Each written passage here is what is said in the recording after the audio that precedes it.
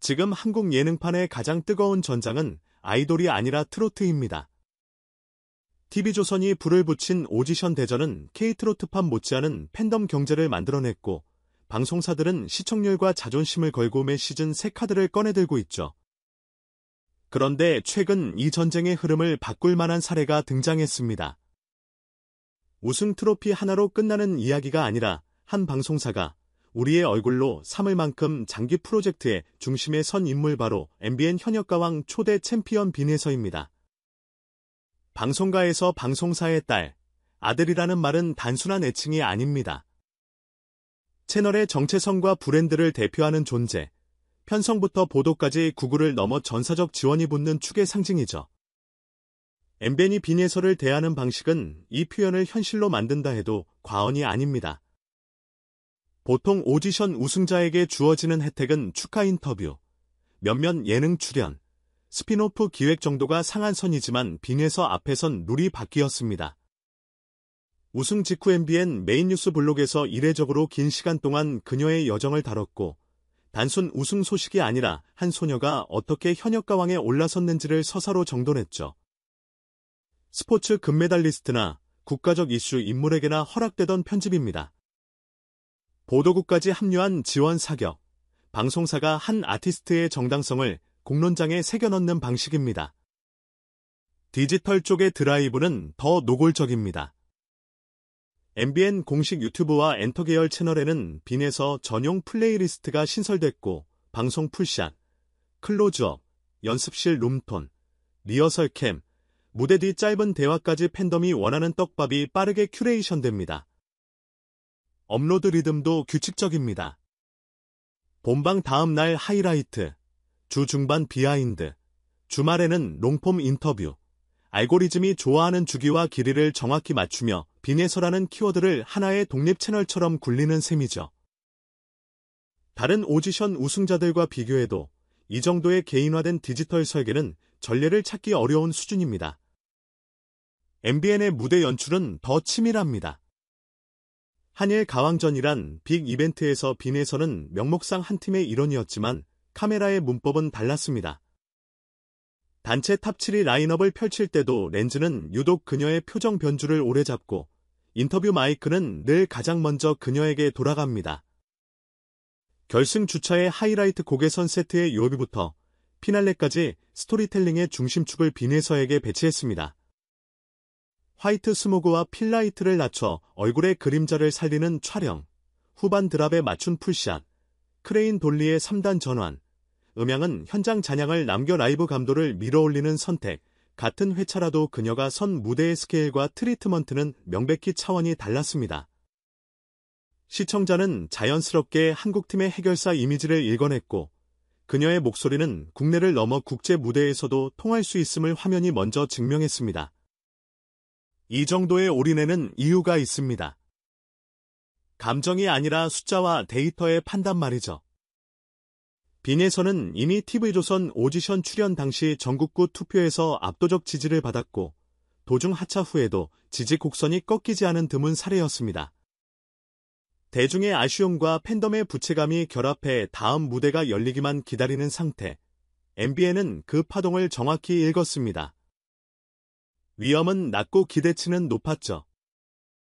영입과 동시에 그녀의 팬카페, SNS 커뮤니티는 MBN 생태계로 유입되었고 클립은 업로드마다 수십만, 수백만 회전하며 채널 체류 시간을 끌어올립니다.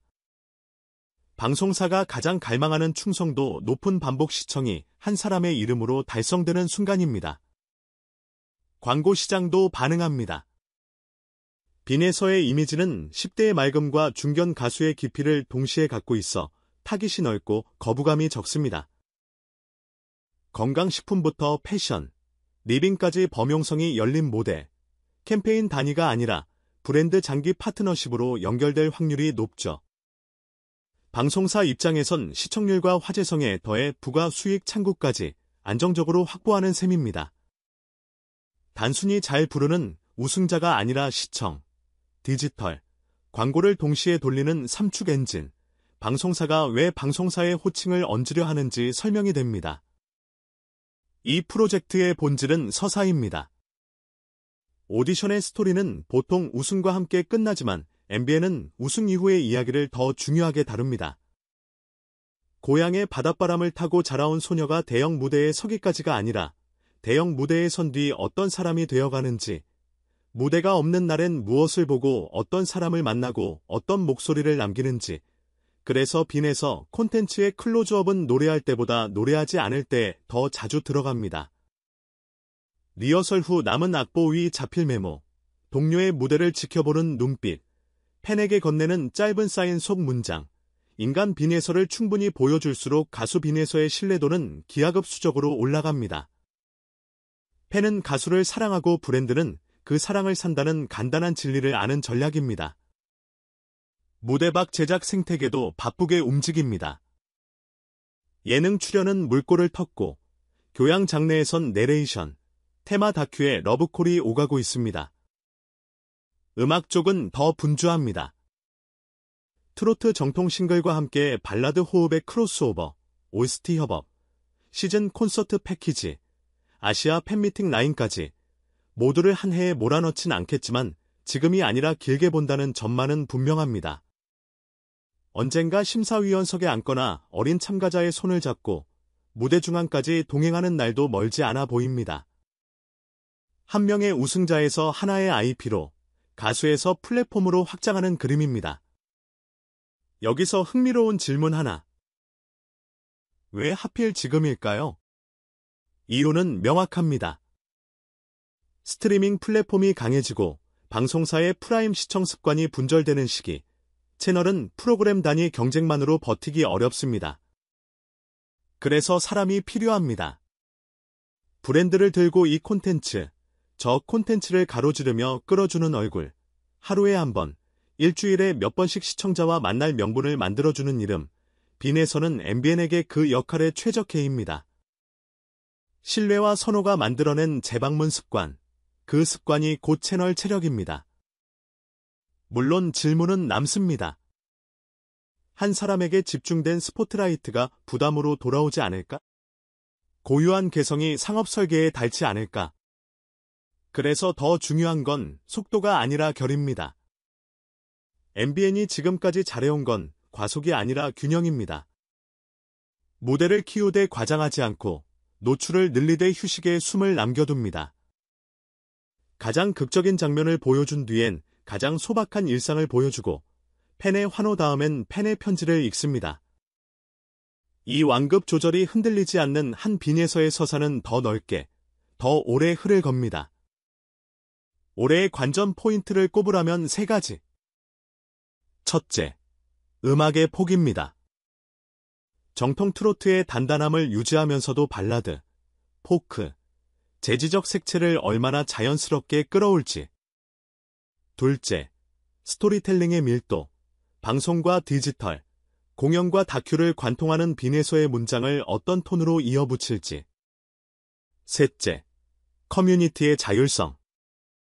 팬들이 만드는 2차 창작과 현장 문화가 얼마나 건강하게 순환할지, 이 지점은 방송사가 통제하기보다 돕는 것이 더 중요합니다. 결국 이 이야기는 한 방송사의 전략 보고서가 아닙니다.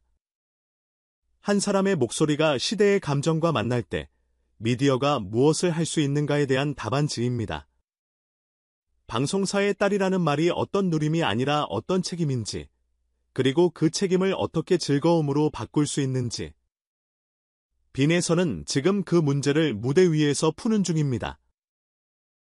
카메라가 가까이 갈수록, 음향이 조용해질수록 더 선명해지는 사람. 그래서 우리는 또다시 리모컨을 들고 재생 버튼을 누르고 티켓팅 화면을 새로 고침합니다. 다음 장면이 기다려지니까요. 다음 노래가 궁금하니까요.